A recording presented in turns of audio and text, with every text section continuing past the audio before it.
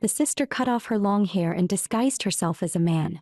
The younger brother put on a wedding dress and learned bridal etiquette. They deceived the royal family, risking execution. Yet it turned out to be the only way to save their house. In the previous life, the brother was framed by the crown prince for poisoning. The entire family was dragged down with him. One by one, their loved ones were sent to the guillotine. Linolly was on the brink of collapse. She regretted not noticing the bullying sooner and not stopping her brother from enrolling in the Night Academy. If given another life, she swore the tragedy would never repeat. Soon the cold blade fell toward her. And then she jolted awake from the dream. Her nightgown was soaked with sweat as she shakily touched her neck. Suddenly, her brother rushed at her, crying that his sister had finally woken up. Linolly rubbed his cheeks in disbelief. When she confirmed he was real, tears burst free. Thank goodness. That's not good at all, Liam corrected immediately. It turned out Linolly had hit her head during sword practice, then spiked a fever over 104 degrees Fahrenheit and fell unconscious. Everyone had nearly given up. Some were already preparing for the worst, when thankfully she pulled through. The opening ceremony is in a few days, so I won't need to take leave, he said. Not that I wanted to go anyway. At that, Linolly's pupils shrank. The opening ceremony. Looking closer, her brother seemed even younger than she remembered. Had she been reborn right before he enrolled? In her previous life, as the heir of a knightly family, he possessed remarkable magical talent, yet was forced to attend the Night Academy.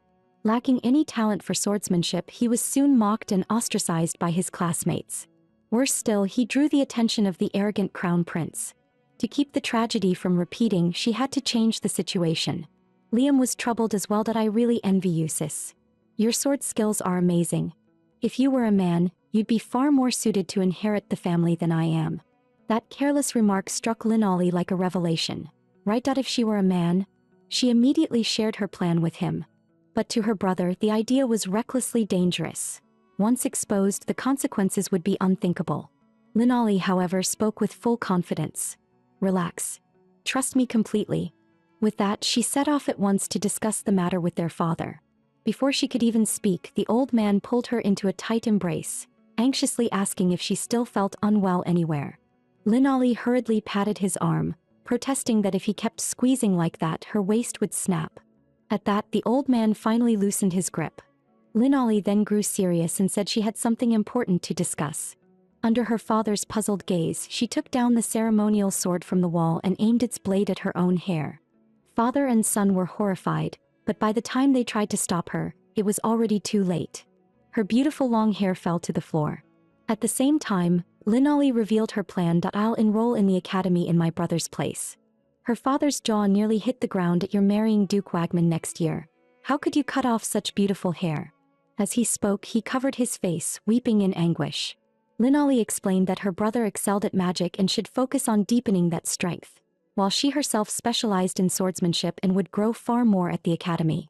Clearly, her father would not agree so easily. If the truth ever came out, the entire family would be doomed. Just imagining her surrounded by men in the night division made him furious. I absolutely forbid you from spending your days among men. And you still have bridal training to complete. Linolly glanced at her brother and suggested that he attend the bridal classes in her place. After all, they looked exactly alike. Her father still refused to budge. In his view, rather than wielding swords, a woman should pursue her own happiness. But Linolly had her own definition of happiness. Marriage was not the only path open to a woman. Besides, with her hair cut so short, the Wagman family would likely reject her anyway. Please, she pleaded. Father, you have to agree. Faced with a maturity far beyond her years, her father felt the scales in his heart tip for the first time. Perhaps he shouldn't cage his child's future. After wrestling with himself, he let out a long, helpless sigh. 1 year. If within a year I decide you're unfit to be the family's heir, you'll withdraw and come back to marry. And so, the younger brother tragically began studying bridal etiquette. Linolly, carrying her father's wager, stepped into Fortis Academy.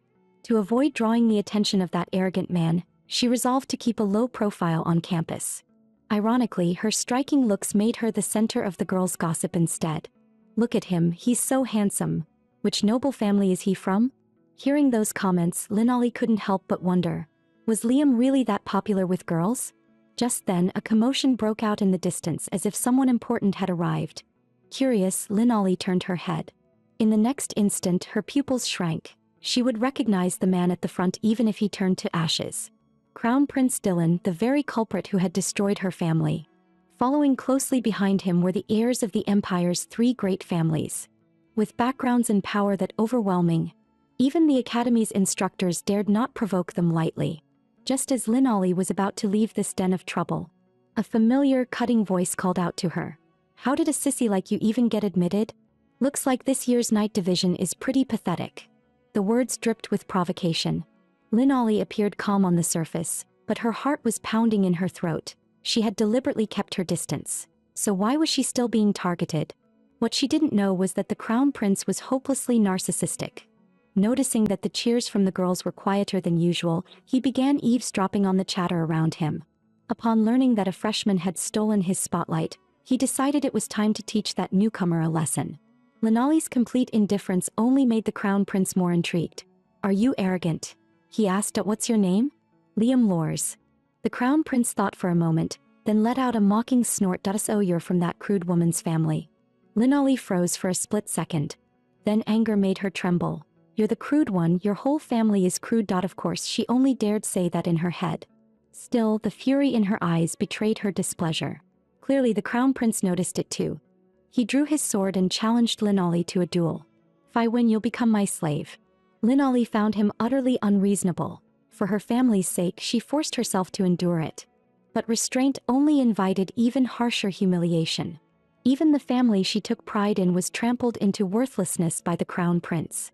At that moment, Lin Ollie truly snapped and drew her own blade without hesitation. "I accept your challenge. If I win, you will take back what you just said." With that, the duel officially began.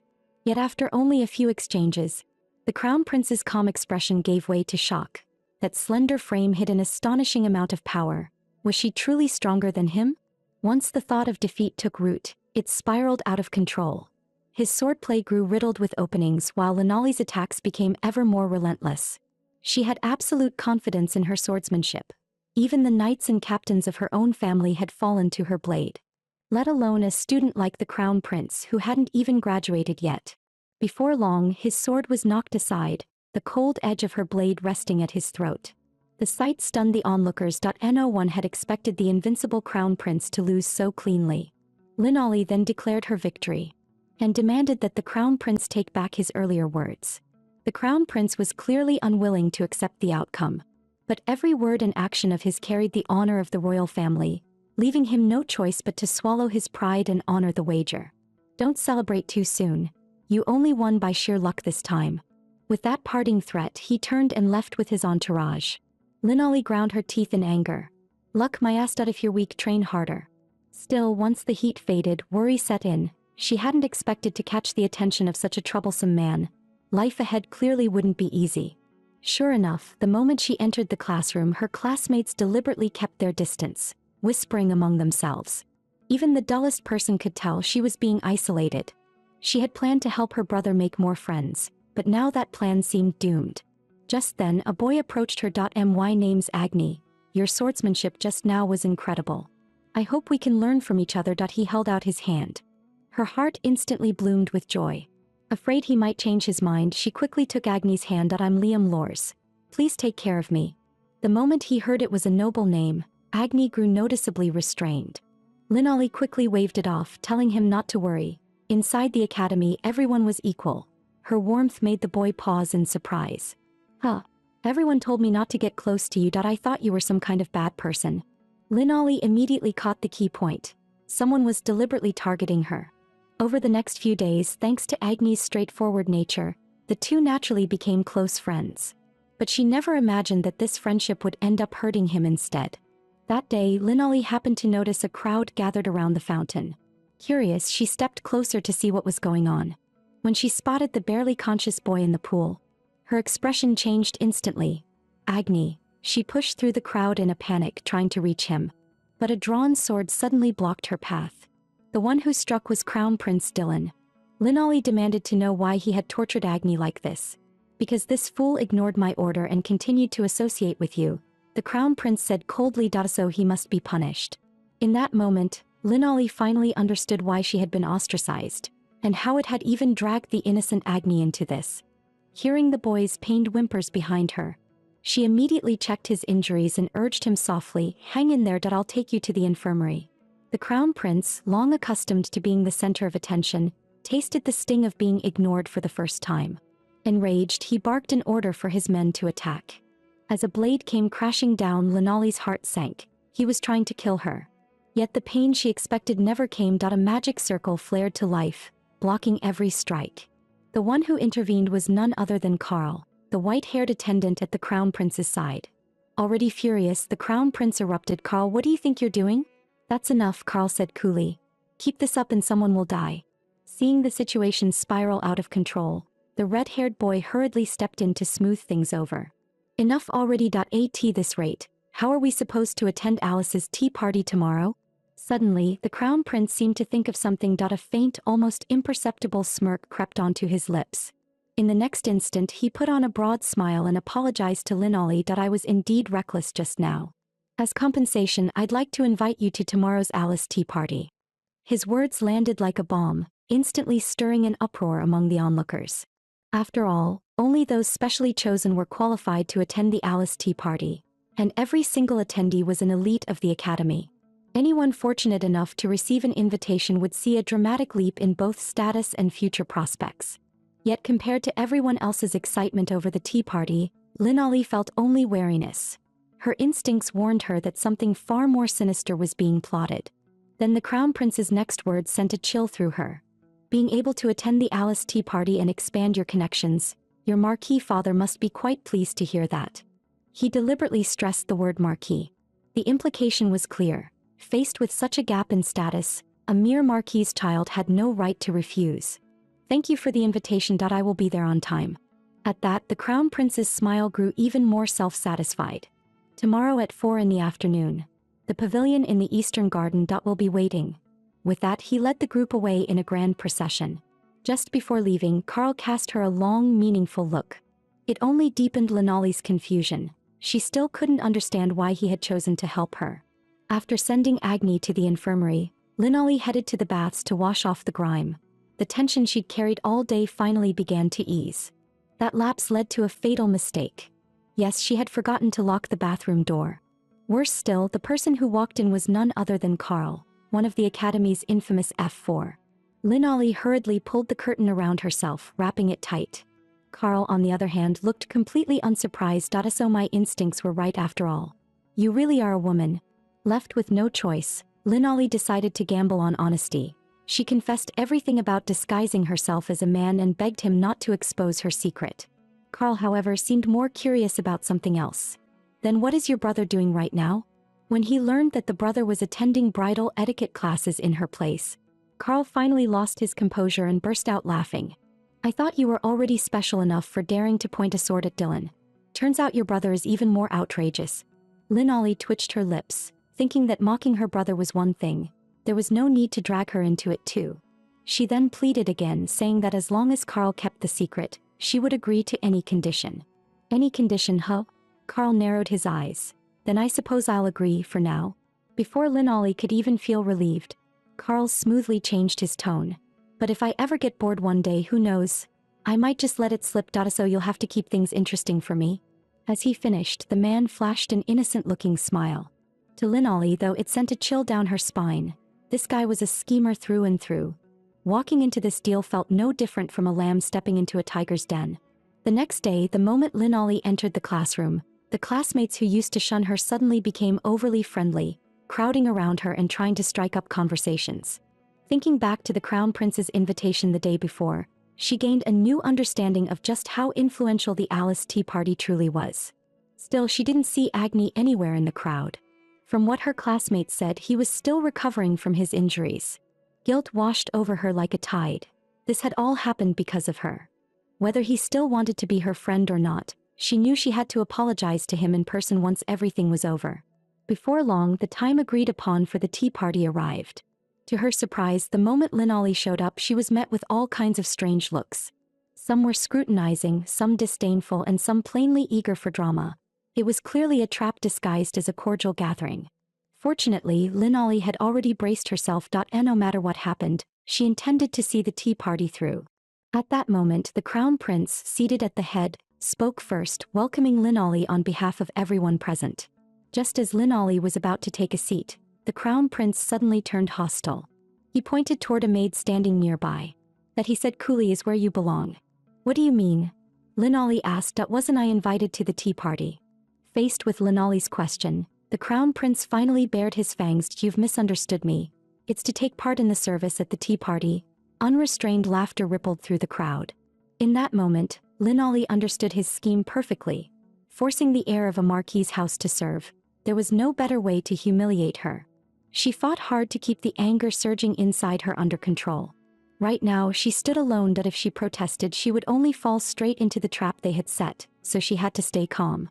Just as she expected, the moment she refused, the crown prince would push even harsher demands.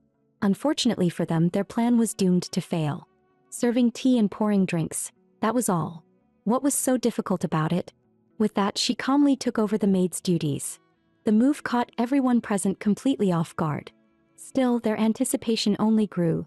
They were eager to see Lin Ollie embarrass herself.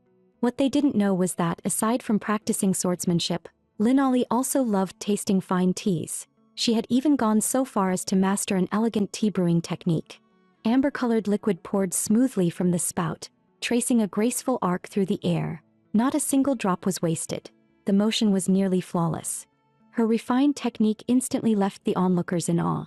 Everyone, that is, except the crown prince, whose expression darkened like the bottom of a burnt pot. In no time at all, Lin Ollie finished preparing the tea. That was when she noticed the crown prince's cup looked different from the others, perhaps an intentional way to set himself apart. As the thought crossed her mind, a series of images flashed before her eyes. The crowd accusing her of poisoning the tea, while she stood helplessly trying to defend herself. In that instant, Lin Ollie's heart sank. Was this what was about to happen next? But in her past life, the false accusation hadn't happened until 3 years later. Had her rebirth triggered a butterfly effect? Seeing the crown prince about to drink the tea, Lin Ollie abandoned all concern for appearances. She snatched the cup away and downed it in one gulp. Moments later, a metallic sweetness rose in her throat, and she spat out a mouthful of blood. There was poison after all. That should clear her of suspicion now, shouldn't it? The crown prince stared blankly at the scene before him. Only when the cup shattered on the floor did he finally snap back to his senses. "Lowry, stay with me," he cried out in panic, calling her by name. Lin Ollie felt her eyelids growing heavier, a hazy thought drifting through her mind. So even he could make that expression. Chaos erupted among the crowd.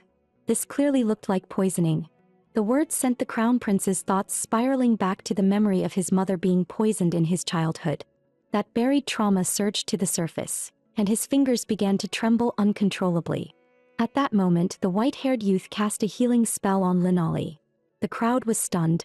Carl was actually taking the initiative to save someone. He offered no further explanation. After a brief treatment, he lifted Lin Ollie into his arms and prepared to leave. "I'll take her to the infirmary." The poisoning incident was temporarily brought under control, but the matter was far from over. Next came the investigation into who had planted the poison. Looking at the unconscious girl, Carl couldn't help but reflect on her recklessness. She drank it even knowing it was poisoned. Still, that very act proved one thing beyond doubt. She wasn't the culprit. The real intent had been to use her as a pawn to assassinate the crown prince. Gazing down at the still sleeping girl, Carl's eyes turned cold. "Anyone who dares scheme against me will regret ever being born." A gentle breeze brushed through the girl's hair as Lin Ollie slowly opened her eyes. A familiar voice reached her ears. Turning her head, she found the crown prince standing there, his expression grim. Lin Ollie jolted and sat up at once.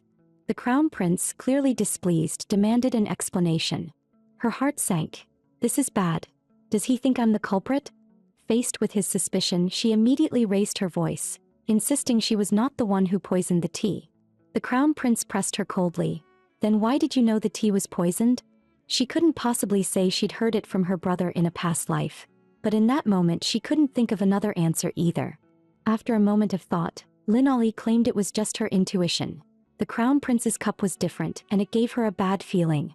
The crown prince froze. "That's it? Just that?" The next second he snapped, teeth clenched. "You were reckless. Do you have any idea you almost died? To you I should have been the villain, so why did you risk your life to protect me?" Lin Ollie was stunned. She didn't understand his pain, but she knew she had to give him an answer. She had come to the academy to protect her family, and that meant avoiding anything out of the ordinary, even if it meant staking her own life.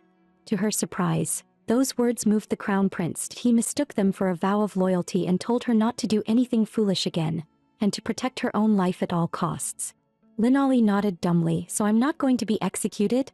The crown prince turned away awkwardly, cheeks flushed, and muttered a quiet thank you. Shocked that he would say something like that, and blushed so hard, she couldn't help but laugh. The crown prince instantly bristled in embarrassment. Yet as he looked at her bright smile, it finally struck him. Was Linali always this cute? The next second he snapped himself awake with a sharp warning.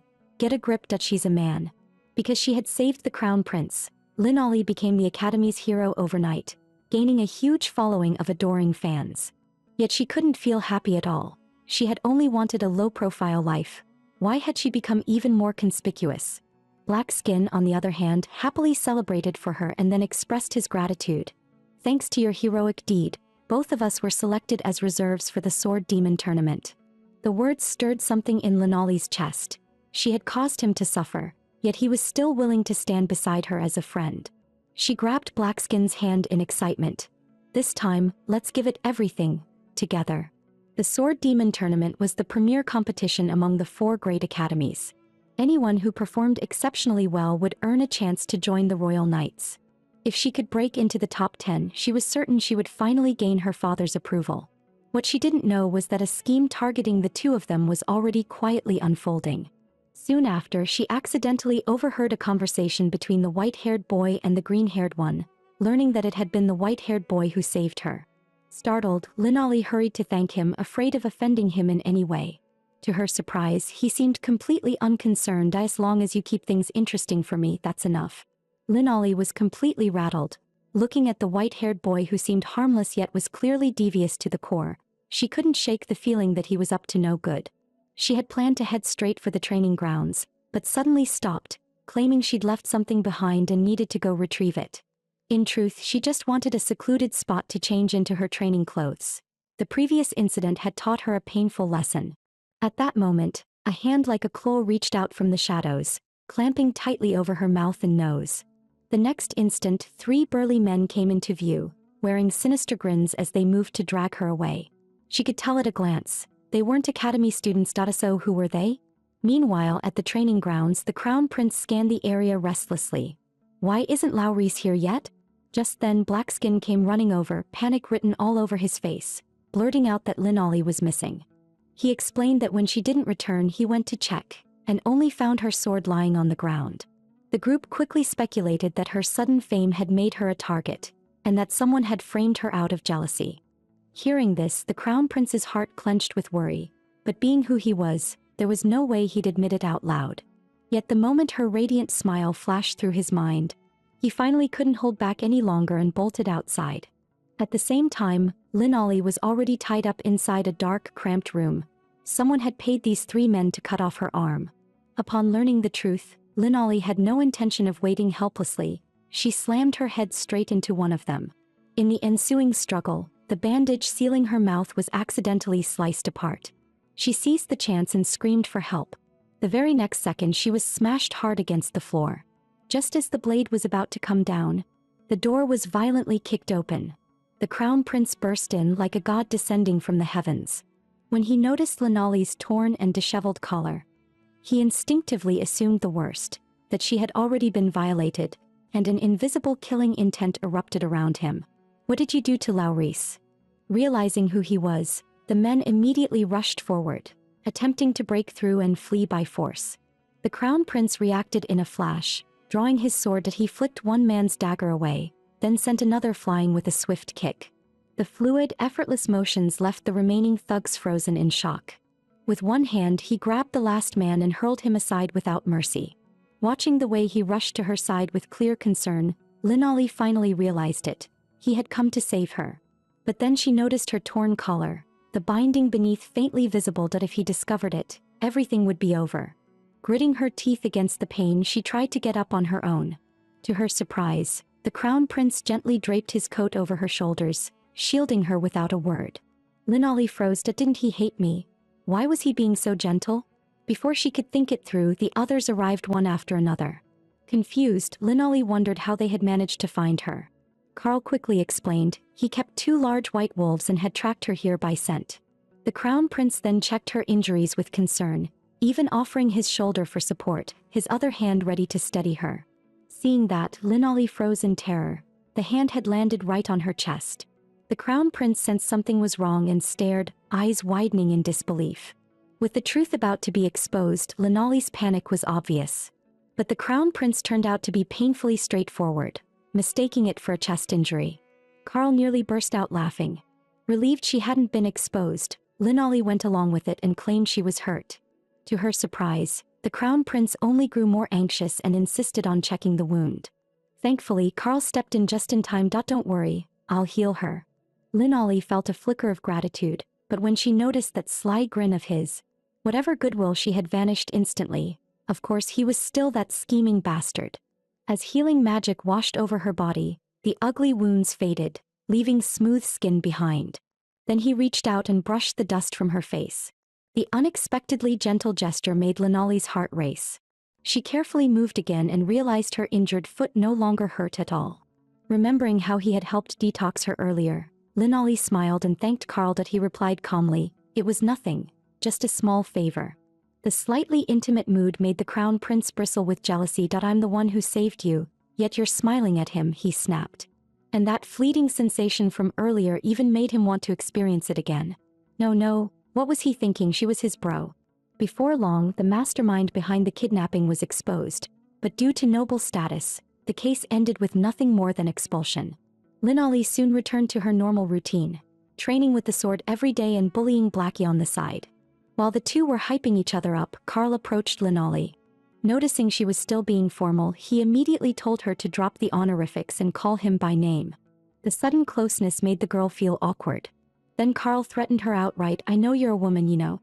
Linolly was completely speechless and could only call out Carl's name in embarrassment. To his surprise, that single word made Carl visibly happy. He smiled broadly at the girl. But the crown prince was clearly irritated and called out, "Linolly, come spar with me." She was 100% unwilling, but the other party was the crown prince. Redhead found it strange. Why did those two always cling to Linolly? Though to be fair, she really was cute. Greenhead looked downright startled and immediately backed off 100 meters. "You don't like guys, do you?"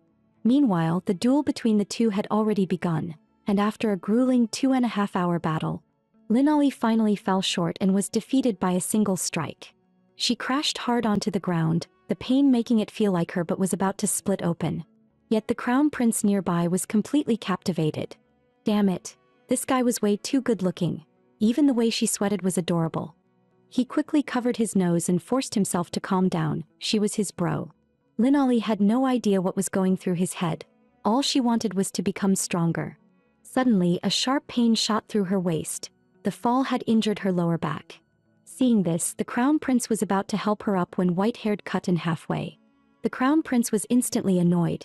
"You actually help people now. That's rare." Carl replied calmly, "She's injured, so I'm responsible. But I can heal injuries."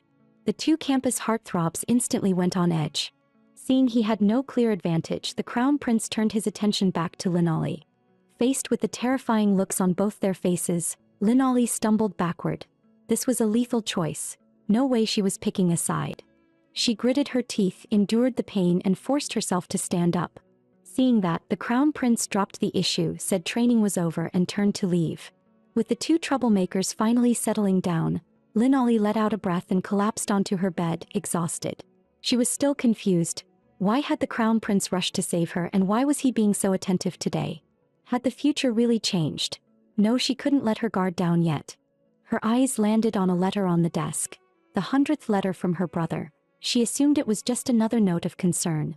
Instead, it turned out to be an invitation to the crown prince's banquet. Linolly was completely numbed out of all times. Didn't that mean she'd have to attend in women's clothing? The crown prince's invitation couldn't be refused. All she could do was pray she wouldn't be exposed, show her face briefly, and leave early. She returned home, drained, only to find a group of maids already waiting for her. Just as she was about to greet them warmly, she was immediately carried off. Linolly wanted to rest first, but the maids complained she'd come back too late. With no choice, she let them dress her up. Soon, Linolly was restored to her fairy-like beauty. so stunning that even women couldn't help but be captivated. At that moment, her brother walked into the room. The siblings greeted each other excitedly. Suddenly, Liam noticed something was off. "Sister, won't your short hair give you away?" Linolly instantly perked up, saying she could simply skip the banquet, just like before, by pretending to be ill. Unfortunately, she had forgotten one thing. Her brother was a true magic prodigy. In the blink of an eye, snow-white pink hair cascaded down, identical to how it used to be. Her brother really was impressive, but the result was that she still had to go. Her brother extended his hand like a gentleman. "Let's go together, my sister." Despite her reluctance, she placed her hand in his. As the carriage sped along the road, she repeatedly reminded him that they had to stay together the entire time. Seeing how serious she looked, her brother could only sigh. He'd already heard it at least 100 times. What he didn't know was Linolly's real fear. If the crown prince clashed with her brother, or if their switched identities were exposed, history might repeat itself. Soon the carriage arrived at the royal palace. Unlike Linolly's anxiety, Liam remained calm, holding his sister's hand. Ahead lay their true battlefield. The moment the siblings made their entrance, a stir rippled through the guests. Rumors had long painted Linolly as a rough, unrefined woman. Yet the instant people saw her in person, she captured the hearts of nearly every man present. Linolly glanced around in curiosity, thinking the royal family really spared no expense. But the attention made her deeply uncomfortable. She leaned in and whispered to her brother, asking if she really looked that bad. "Of course not. My sister is the most beautiful woman in the world." The compliment left Linolly slightly flushed. Then she spotted the roasted chicken nearby, her eyes instantly lighting up. Noticing a quiet corner with fewer people, she figured she could sneak over, eat quickly, and slip away. With that thought, she immediately dragged her brother along. Unexpectedly, someone blocked their path. It turned out to be one of her brother's devoted fans. Before they could even react, a group of beautiful girls suddenly swarmed them. The siblings froze, completely stunned by just how popular her brother was. Just then, a commotion erupted at the entrance as the 4 campus heartthrobs made a dazzling appearance. Startled, Linolly instinctively reached for her brother, hoping to slip away together. But when she turned around, he was already gone. She froze. She had lost Liam. With no choice, she began searching the hall in a panic. Before she could find her brother, she bumped into a familiar figure and was about to apologize, only to be greeted by the worst possible sight: the scheming white-haired man. This was bad. Really bad. She tried to pretend she didn't recognize him, but he saw through her instantly. "That's not like you at all. This is my first time seeing you in a dress." He gently kissed the back of her hand. "My lovely lady, it's an honor to meet you." Then he asked what she was doing here. She was obviously looking for her brother, but that was the last thing she could tell him. Brushing it off as a minor errand, she watched as he didn't press further and instead extended his hand in invitation. Linolly blinked, not quite understanding. Turns out he was offering to escort her back. Despite the gentle smile on his face, Linolly recoiled in fear, only for him to lean in with a mischievous grin. "You don't want your secret getting out, do you?" As expected, he really was a devil. Faced with the white-haired man's smug expression, she had no choice but to swallow her pride to keep her secret safe. Reluctantly, she agreed to his terms. The moment the two appeared together in the hall, whispers spread among the guests, many remarking on how well they matched. Linolly, however, assumed they were gossiping about her. She quickly let go of his hand, bowed politely, and excused herself. Just as she turned to slip away, someone suddenly grabbed her arm.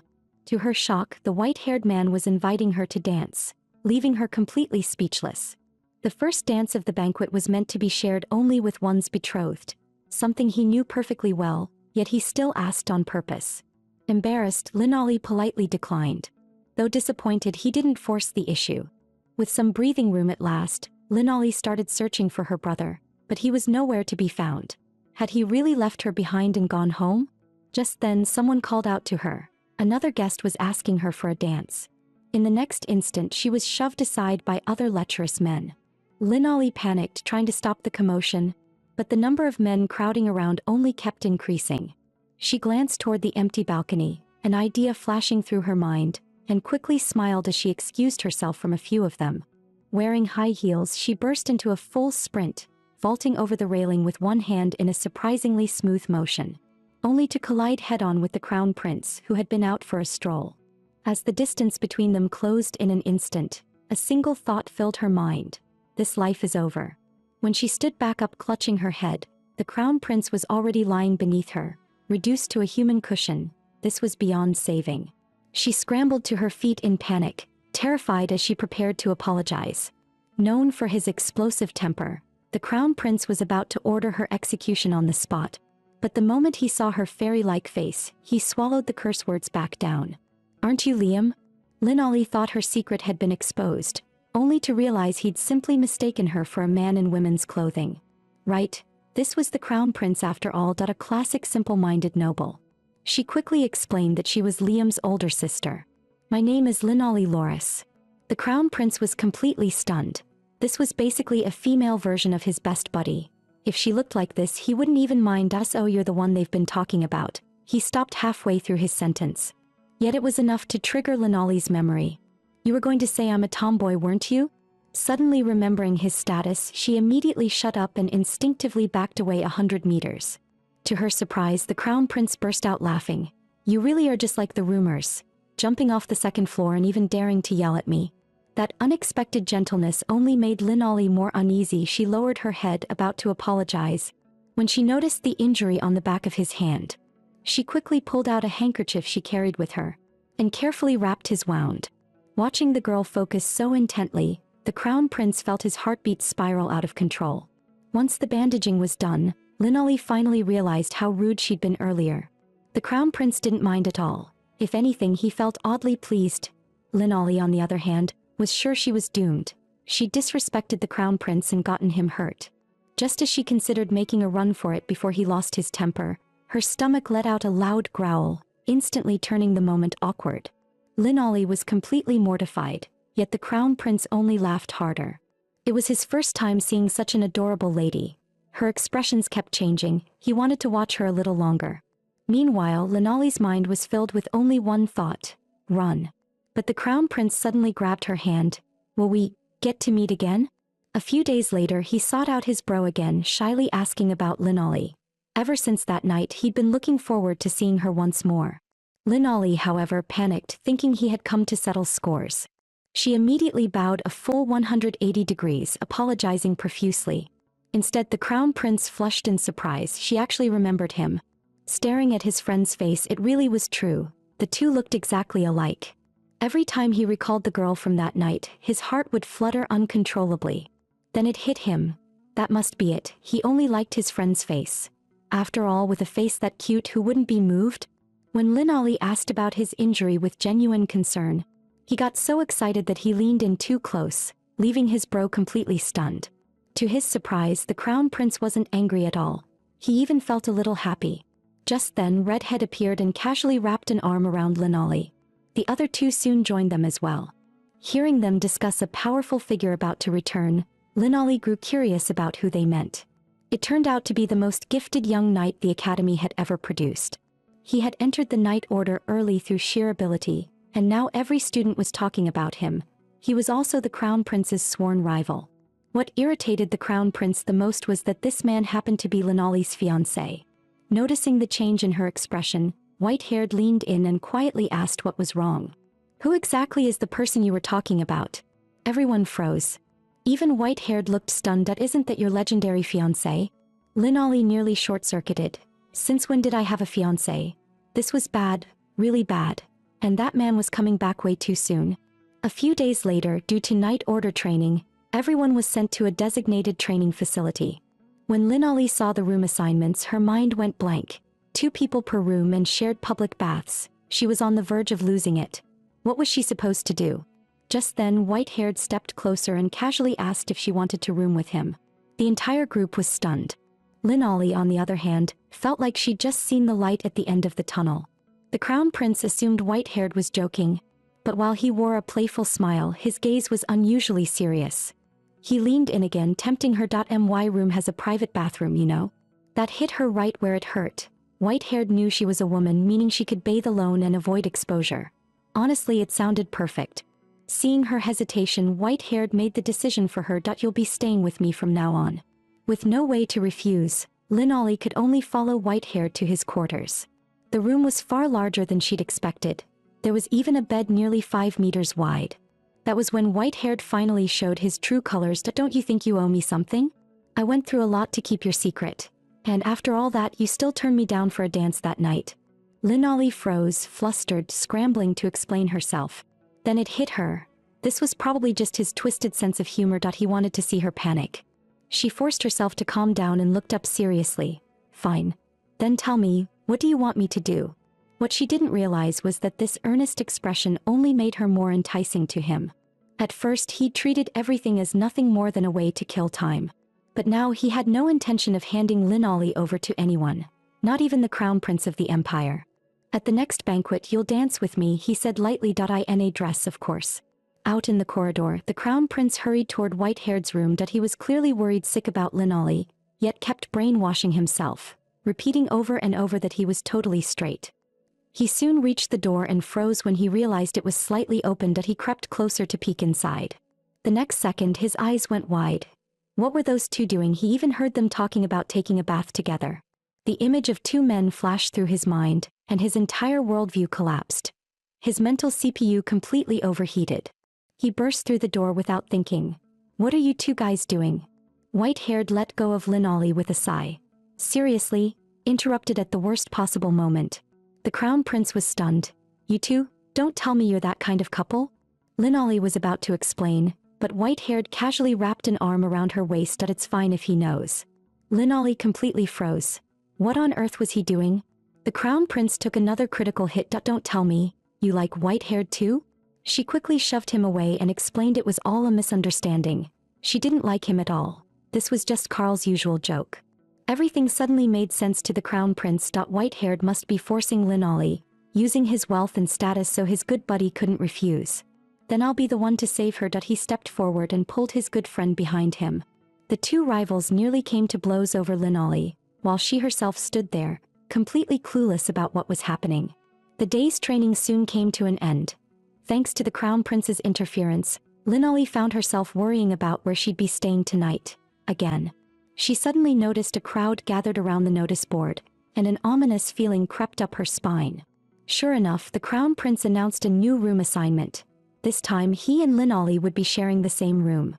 Linolly was completely stunned. She was supposed to stay far away from him, so how did she end up even closer? White-Haired immediately voiced his protest. The crown prince replied with righteous seriousness, "You're too dangerous for my good buddy Dias Crown Prince. It's my duty to protect the people." White-Haired shot back bluntly, "You just want to share a room with her." Caught off guard, the crown prince defended himself awkwardly. "I'm not like you. I like women." White-Haired's gaze suddenly turned oddly meaningful. "So do I." The dense crown prince completely failed to grasp the implication. Ignoring Linolly's internal meltdown, he dragged her straight into the room. The space inside was surprisingly large. Unfortunately, there was still only one bed. The crown prince confidently claimed it was big enough to sleep 100 people. Linolly nearly exploded on the spot. A girl sleeping with a guy. How was that okay? On top of that, her sleeping habits were terrible. If she accidentally hurt the crown prince, it would be a capital offense. She quickly suggested sleeping on the couch instead. With a serious face, the crown prince said, "I'm not White-Haired. I won't touch you." Linolly choked on the misunderstanding and couldn't figure out how to explain it. Just as the atmosphere grew awkwardly tense, the crown prince suddenly told her to go take a shower first. Linolly completely froze. "Why your highness should bathe first," she blurted out. The crown prince used unfinished work as an excuse and told her to go ahead. When she tried to refuse again, he simply ordered her to go wash immediately. Linolly didn't dare argue anymore. Even though it was just bathing, it felt unbearably embarrassing. All she could do was pray he wouldn't notice anything strange. She carefully stepped into the bathroom and had just closed the door when, outside, the crown prince started clawing at his own hair in frustration. Ever since seeing Linolly's true appearance, he had sworn to protect his good buddy. Only then would he have a chance to see that girl again. Unaware of this, the very girl on his mind was soaking peacefully in the bath. Linolly lightly patted her soft cheeks, reminding herself to stay calm and never expose her secret. She stood up to get dressed when a cute little spider suddenly appeared, hanging upside down in front of her. Her entire vibe instantly flipped. A piercing scream exploded from the bathroom. Thinking his good buddy was in danger, the crown prince burst in, only to crash straight into Linolly. His face flushed bright red in an instant. Linolly finally snapped back to reality, her mind screaming one thing only: he absolutely could not see her body. She spun around and dashed back into the bathroom, silently praying she hadn't been exposed. Luckily, the Crown Prince's brain was working just fine. He was only focused on what had actually happened. After hearing it was just a spider scare, he spotted the tiny culprit at once. He grabbed it casually and tossed it out the window. Relaxed, it's gone now. Hearing that, Linolly cautiously opened the door a crack, peeking out with a pitiful, timid look. In that instant, the Crown Prince felt his heart skip a beat. His life suddenly felt complete. He quickly turned and sank into the bath, forcing himself to calm down. Yet the image of Linolly freaking out over a bug kept replaying in his mind, drawing an uncontrollable smile. Then he remembered how soft she felt when he caught her. No, wait, that guy is a man. A faint sense of disappointment surfaced. No wonder White Hair liked her. If his good buddy was already this good-looking, then as a sister she'd be. He splashed water on his face, scolding himself for letting his thoughts drift into dangerous territory. Just as he was about to call for servants, it suddenly hit him: there was no one else around today. The room held only him and his good buddy. Linolly had been waiting for the Crown Prince, about to explain what just happened, when she suddenly noticed something off about his posture. She reached out to stop him, only to be startled by the scorching heat of his body. Before she could ask what was wrong, he collapsed onto the bed, pulling her down with him. Only then did she realize the Crown Prince was suffering from oxygen deprivation. She tried to get up to fetch water and cool him down, but he grabbed her arm. His unfocused gaze clearly mistook his good buddy for his sister. I missed you so much, Linolly. I finally get to see you again. Ever since the first time I met you, I haven't been able to forget you. You're so beautiful, so beautiful. Disguised as a man, spending the night alone with the campus heartthrob, only to be met with a heartfelt confession. The gentle look in his eyes sent Linolly's heart racing.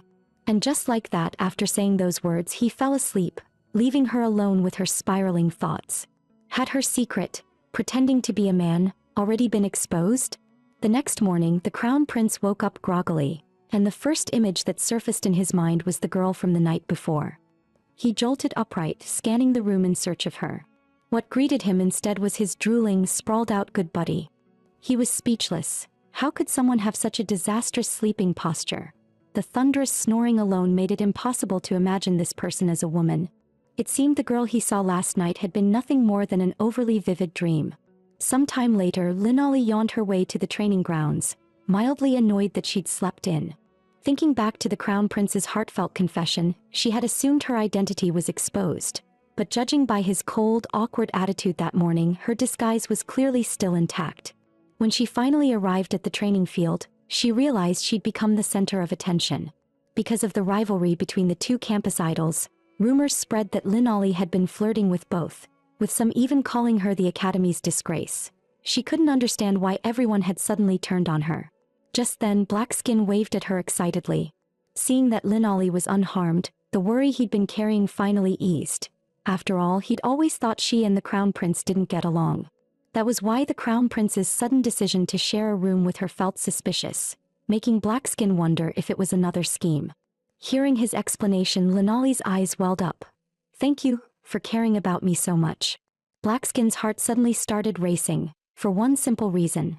Linolly's smile was way too cute. Flustered, he hurriedly made up an excuse and retreated. Nearby, the white-haired boy had seen everything. Because of the Crown Prince, Linolly had once again become the center of rumors. What a mess. The Crown Prince looked completely confused. What rumors? The white-haired boy sighed. With your IQ, you should really stay away from me. The Crown Prince was about to snap back, but training was about to begin. And no matter how annoyed he was, he had to hold it in. Elsewhere, Linolly and Blackskin were sparring. Spotting what he thought was an opening, Blackskin moved in to press his advantage. Only to realize it was a trap. A clean sneak attack from behind landed perfectly. Blackskin was sent crashing to the ground. Damn it, I really thought I'd win today. Linolly didn't put him down. You've definitely gotten a lot stronger. The encouragement instantly restored Blackskin's morale. Just as they were about to continue, Blackskin suddenly stared in shock over Linolly's shoulder. A massive fireball was flying straight toward her, and at that distance there was no way she could dodge it. With a loud explosion, the burning pain she expected never came. Linolly instinctively looked ahead. A tall, broad-shouldered figure stood in front of her. Even after all this time she recognized him instantly, vivid red hair, striking golden eyes. It was her fiancé, Richie. Voices called out around them, checking on him. Facing the worried looks of the others, he calmly stated that he was fine. No one noticed that Linali's ankle had been injured. Her fiancé, however, caught it at a glance. The red-haired boy nearby stepped closer. "Wagamon, you finally made it." Richie ignored the greeting and walked straight up to the dazed Linali. To everyone's shock, he hoisted his fiancée over his shoulder and carried her away. The crown prince hadn't even processed what happened before his good buddy was gone. Richie placed Linali onto a bed in the infirmary. Only after he turned to search for medicine did she finally realize her ankle really was injured. He gently rolled up her pant leg to examine it. Seeing that he didn't question anything else, Linali quietly relaxed. At least her secret hadn't been exposed. The next moment, the man suddenly called her by her real name. "Linali, why are you here?" She tried to play dumb, but his tone was firm. "That I didn't mistake you, that I know you're sent far too well. The first thing I did after returning was look for you, but you weren't home." Linali was shaken. Their engagement was purely political. She had always assumed he felt nothing for her. What she didn't know was that Richie had liked her since childhood, and had even shaped his cold demeanor because of her. That he then asked why her younger brother hadn't come instead. Linali instinctively shrank back, her mind racing, before quickly offering what sounded like a reasonable excuse. "Because I want to become a knight too. Only letting my brother come would be unfair." So father and I agreed I'd stay for 1 year. Richie frowned immediately, urging her to return home at once. Linali refused without hesitation. She had come to the academy to protect her family. There was no way she would back down now. This involved their lives. She wouldn't compromise. Richie looked at her in silence, his gaze heavy. After a long pause, he let out a deep sigh and calmly stated that he would force her to withdraw from the academy. Panic surged through Linali that if she went back now, her family could be in real danger. She suddenly remembered her brother's earlier warning. Back then, he had been especially worried about her being exposed, particularly in front of her future brother-in-law. That man would definitely see through her disguise. So to keep him quiet, her brother had taught her a little trick. She didn't know if it would work, but she had no other choice now. She took a deep breath, then shouted, "If you force me to go back, I won't marry you." The man froze as if struck by lightning. His one true weakness had been hit dead on. He could tolerate many things, but he absolutely couldn't stand the idea of his fiancée being surrounded by other men. Linali hurriedly added, "I'll only stay for 1 year. That I already made a deal with father. Once the time's up, I'll withdraw immediately." Richie lowered his gaze. "After that year, will you marry me?" She nodded without hesitation. Seeing this, Richie could only give in. Even Linali was surprised. It worked that well. Did he really want to marry her that badly? In her previous life, ever since their engagement, Richie had always been busy. After their family was framed, their engagement was torn apart, and she never knew what happened afterward. She only remembered that when they were children, Richie had been rather weak. Whenever Linali beat him, he would immediately turn into a teary, sobbing mess. He had once asked her pitifully, "So, you really do like strong men more, don't you?" Back then, Linali had admitted it without hesitation, almost happily. Richie took it seriously. From that day on, he swore to become the strongest man alive. And so, the once adorable little boy pushed himself relentlessly, eventually growing into the cold, strikingly handsome man he was today. Now, watching her fiancé surrounded by admirers, Linali couldn't help but feel inferior, as if the current her no longer measured up to him.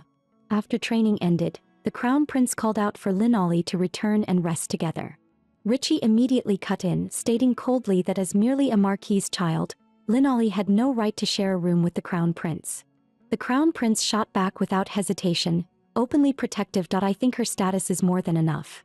With both men radiating pressure, Linali was completely stunned, wondering if they had some old grudge, unaware that they were actually fighting over her. In the end, Richie had the upper hand and brought Linali to his room instead. He himself went to stay in another room. But the moment the door closed, the man dropped his composure entirely. With a quiet laugh, he said, "Long hair looks beautiful on you, but short hair is unbelievably cute too, just like the woman I love." Right now, she was surrounded by men, worse, by 2 dangerous rivals. That was something he simply couldn't tolerate. He had grown strong for one reason alone: to protect Linali, that he would never hand her over to anyone else. Not long ago, after finishing intensive training, Linolly returned to the academy and unexpectedly ran into her fiancé standing with a blonde girl. As she wondered who the girl was, an angry shout suddenly rang out behind her. "How dare you wear a bow tie the same color as mine? You have no manners at all. It's infuriating. Get out of my sight." Both of them froze on the spot. That level of arrogance clearly meant she was someone important, and strangely familiar. Just then, another commotion broke out behind them. The four colors had arrived in dazzling fashion. The blonde girl who had been so overbearing moments ago instantly turned starry-eyed. "Prince Dylan, I missed you so much." Only then did the crown prince notice her, frowning in irritation. "Why are you here?" The blonde girl ignored his tone and ran straight toward him. "Starting tomorrow, I'll be temporarily studying at this academy." She even tried to hook her arm around his.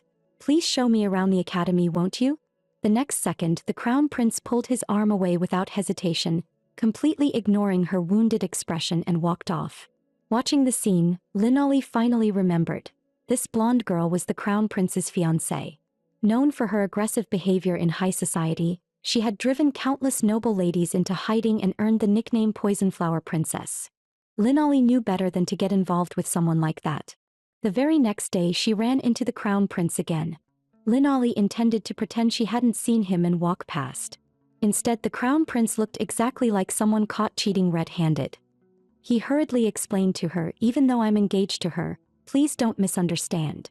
Linolly was completely stunned. "What does your engagement have to do with me?" The blonde girl sensed something was wrong and tried to pull the crown prince away, only to have her hand shaken off without hesitation. Just as she was about to say more, her footing slipped.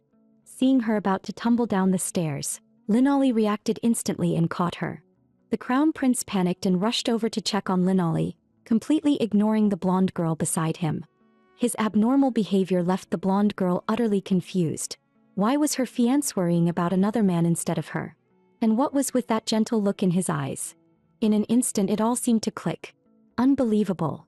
Just because he's a little cute, he thinks he can steal my man. She stormed into the garden alone to vent her anger. Suddenly, heavy footsteps echoed behind her, and she turned around on high alert.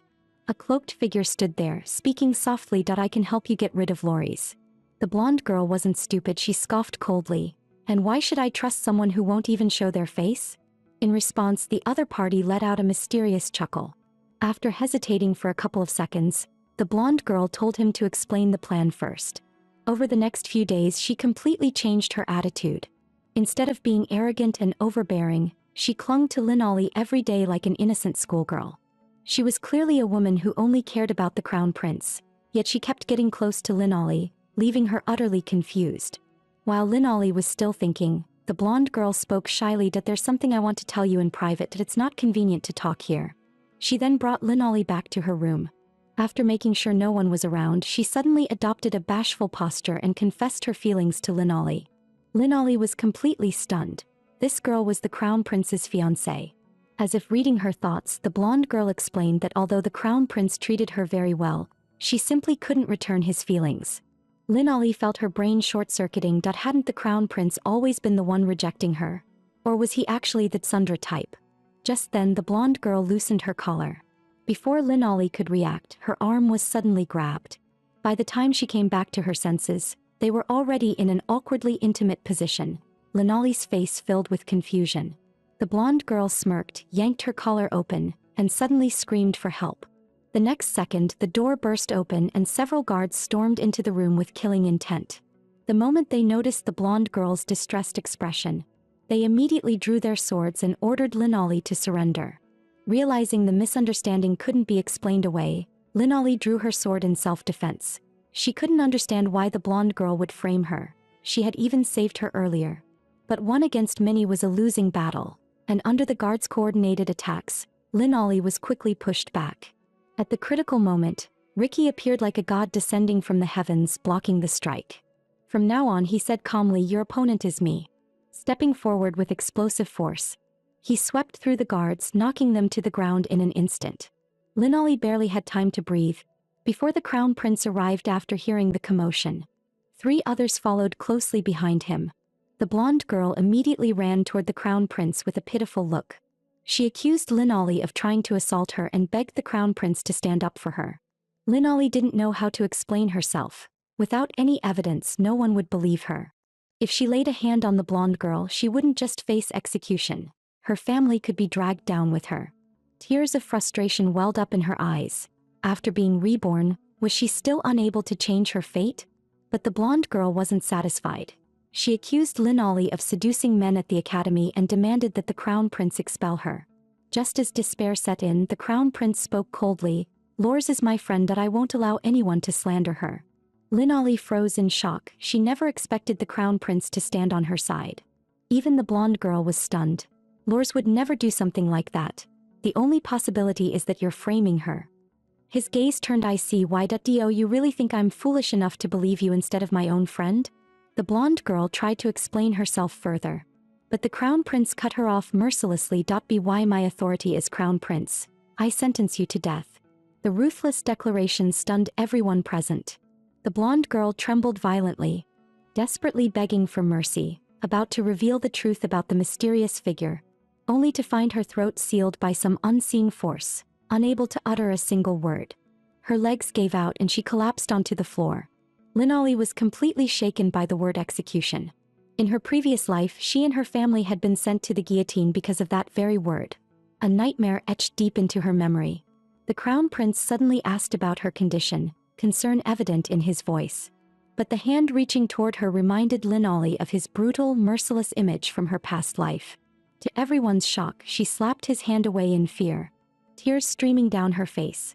The crown prince was about to ask what was wrong when Lin Ollie screamed, "Don't come any closer." Richie immediately stepped in, stopping her and apologizing to the crown prince on her behalf, asking His Highness to forgive her rudeness. He then grabbed Lin Ollie's hand and swiftly led her away from the scene. The crown prince couldn't understand it. He had only wanted to help Lors. Had he really done something wrong? Irritation surged within him, and he ordered that the blonde woman be spared execution and imprisoned in the dungeon instead. Seeing the crown prince's unstable mood, the red-haired youth tried to comfort him, only to be met with a sharp shout, "Don't touch me." The red-haired youth could only awkwardly pull his arm back.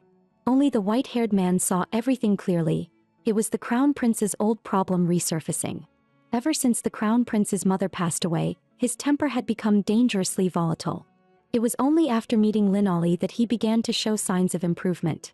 The white-haired man silently hoped he wouldn't revert to the terrifying person he once was. That day, Richie knocked on Lin Ollie's door. He was about to depart on an expedition and wanted to check on her before leaving. Lin Ollie smiled and reassured him that she was fine. Richie spoke solemnly, "When I return from the expedition, I'll come see you.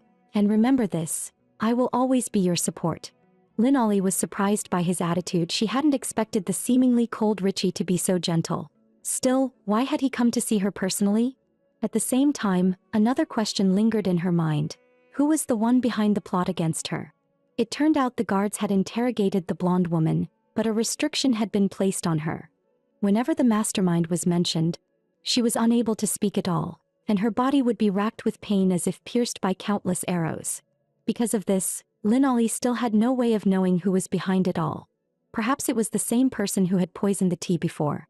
Suddenly, a clear chirping sound came from outside the window. She hurried to open it and found her younger brother's magic bird. She had assumed it was a message of concern from their father. But the moment she read it, she froze. It was a cry for help from her brother. The crown prince had gone straight to their family home and demanded to see Lin Ollie by name, refusing to leave otherwise. Lin Ollie was completely stunned. Ever since she slapped his hand away, the two of them hadn't seen each other for quite some time. She had thought that avoiding him would be enough. Who would have imagined he'd go straight to her home? Was this some kind of punishment? But thinking it over, that didn't quite make sense either. If it were punishment, there'd be no need to specifically request her female identity. The problem was she couldn't return immediately unless she used a teleportation spell. At that moment, inspiration struck and a certain person came to mind. Meanwhile, the white-haired man was quietly reading in his study. Suddenly, the butler informed him that a visitor had arrived. He was about to tell the butler to send them away, but when he heard it was his junior, Lors, his cold demeanor vanished at once. "I'll receive this junior personally." The moment he stepped into the sitting room, Lin Ollie clutched at him pitifully and said, "You're the only one who can save my life now." Instead of panicking, the white-haired man gave a sly smile and suddenly pinned her against the wall. "If you want me to help, the price will be very high. Hearing that, Linali froze for a moment. But she quickly talked herself into it. After all, he was a prodigy of the Empire. A mage asking for payment was only natural. Taking a deep breath, she braced herself. If it's something I can do, I'll agree. A flicker of surprise passed through the man's eyes. Then he let out a long sigh. You're terrifying, you know that. You agree to anything. Have you ever thought about the consequences? Seeing her naive, almost too innocent expression, the white-haired man decided it was time to teach her a lesson. In the next second, he cupped her face and slowly leaned in. Startled, Linali shoved him away, her face burning red as she demanded to know what he was doing. A playful smile curved his lips. Of course I'm collecting my payment. I've helped you so much. Asking for a kiss seems perfectly reasonable. Linali instantly felt like steam was about to pour out of her head. Sure, he had helped her plenty of times, but kissing was way too much. The white-haired man kept smiling. This is about your life. Are you really saying you can't even do that? He sighed again. Come to think of it, I'm always the one helping you and you've never really repaid me. The words left Linali unbearably embarrassed. In the end, she could only make a promise to the next banquet. I'll agree to dance with you. When the white-haired man didn't respond right away, Linali asked uneasily if that was really okay. To her surprise, he played it off shamelessly. After everything I've done, all I get is one dance. That's a terrible deal for me. But since it's you, he added casually, I'll accept it reluctantly. He then asked what she needed help with. Linali briefly explained that she wanted to return home as soon as possible, carefully leaving out anything involving the crown prince. After all, whenever the blue-haired and white-haired ones got together, nothing good ever came of it. Luckily, he didn't press further. With a wave of his hand, a massive magic circle slowly appeared on the ground. He instructed Linali to stand in the center. She finally let out a breath of relief, thinking she could go home without worry. Watching him focus on the spell, a sense of guilt crept in. She really had been freeloading off him, and this hardly counted as proper compensation. With someone as deviously clever as him, what if he ever exposed her secret of disguising herself as a man? As she pondered that, she remembered the request he'd made earlier. It was as if she made up her mind in that moment. Taking advantage of his distraction, she suddenly grabbed his tie and pressed a quick kiss to his cheek, making his eyes widen in shock. He lifted a hand to the spot she had kissed, and for once, the usually composed and scheming man actually blushed.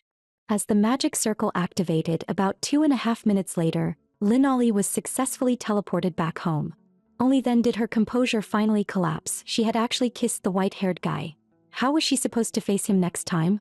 Just as she tried to calm herself down, the door was suddenly slammed open. It was her brother, who had sensed the surge of magic and rushed over immediately. He quickly cast a spell, restoring Linali's hair to its original length. Then he explained that the crown prince had already arrived at the front gate, and only she could deal with the situation now. Without another word, he handed Linali over to the maids, telling them to dress her properly. Linali begged them to be gentle. The next moment, a piercing scream echoed from inside the room. Shortly after, fully styled by the maids, Linali reappeared in her dress, dazzling as ever. At that moment, her parents came to check on her. Her mother looked intrigued, eagerly asking about her relationship with the crown prince. Her father, however, wore a grave expression, convinced that Linali must have caused trouble at the academy for the crown prince to chase her all the way home. Linali was about to deny it outright, but when she remembered everything she'd done to the crown prince lately, the words stuck in her throat. To her shock, her mother said something even more outrageous, openly stating that she was very satisfied with the crown prince's looks. It would be perfect if he became our son-in-law. Her father's face changed instantly. He hurried to warn his wife that this idea was dangerous, not to mention that their daughter was already engaged to Ricky. Her mother casually kicked him aside. Then she turned back to Linali, cheerfully asking which one she liked more. Faced with her mother's blatant curiosity, Linali felt she had to clarify things. She firmly stated that she had no relationship whatsoever with His Highness and had no idea why the crown prince was seeking her out. At that moment, her brother cut in anxiously, reminding them that His Highness was still waiting in the courtyard. Linali couldn't understand what the crown prince was thinking, but for now she had no choice but to go see him. After all, he was the one who had ordered her entire family executed in her previous life. This time she had to be extremely careful. The scene shifted to the courtyard as Linali apologized politely for keeping His Highness waiting. Her appearance in a dress instantly made the crown prince fall completely under her spell. Even when Linolly spoke to him, he remained frozen, unable to snap out of it. He kept murmuring how beautiful she was, like a fairy descended from the heavens. Such direct praise made Linolly blush, and she asked him to stop teasing her. Unexpectedly, the Crown Prince replied seriously, "Those words are meant only for you." The answer left Linolly speechless, and the atmosphere suddenly grew unmistakably intimate. The two of them took their seats in the courtyard, yet neither spoke a word. Linolly stayed on guard the entire time, watching the Crown Prince closely and reminding herself that he was her enemy from her past life, someone she could never trust. In the end, it was the Crown Prince who broke the awkward silence. "What were you doing today?" "Your Highness, that's my private business." The atmosphere instantly turned cold again. Even the Crown Prince could tell she had no intention of engaging with him. "Are you angry because of what happened with your brother?" Linolly immediately shook her head, but the irritation was obvious on her face. The Crown Prince ran a hand through his hair in frustration. "I honestly don't understand you siblings. I was trying to help him. So why are you both upset?" Seeing this, Linolly stopped holding back. "Have you forgotten?" she said coldly. "You publicly humiliated my brother." Only then did the Crown Prince recall the foolish things he had done. He hesitated, opening his mouth before saying, "Isn't that already in the past?" "Yes, at first I didn't like your brother, so I wanted to bully him. But lately I really..." Before he could finish, Linolly cut him off. "Do you have any idea how much pain that caused him?" In her previous life, her brother hid the bullying he endured so the family wouldn't worry. By the time Linolly realized something was wrong, it was already too late. And the cause of it all was nothing more than a careless remark. "I just didn't like him. I'm sorry. All of this happened because of my own weakness." The Crown Prince explained that Liam's hair color was the same as his late mother's. Every time he saw it, the image of her brutal death resurfaced, and his emotions spiraled out of control. Linolly never imagined that the usually arrogant Crown Prince would apologize on his own. Seeing the pain etched on his face, she couldn't help but wonder what he had been through. As she was lost in thought, her foot suddenly slipped and her body pitched forward. Thankfully, the Crown Prince caught her just in time, pulling her into his arms. The closeness startled Linolly and she immediately pushed him away. But before she could steady herself, he pulled her back into a tight embrace. "Just let me hold you a little longer. If someone sees us, they'll misunderstand. Then let them misunderstand." As he spoke, the Crown Prince reached out and gently touched her face. "Linolly Lors, I like you."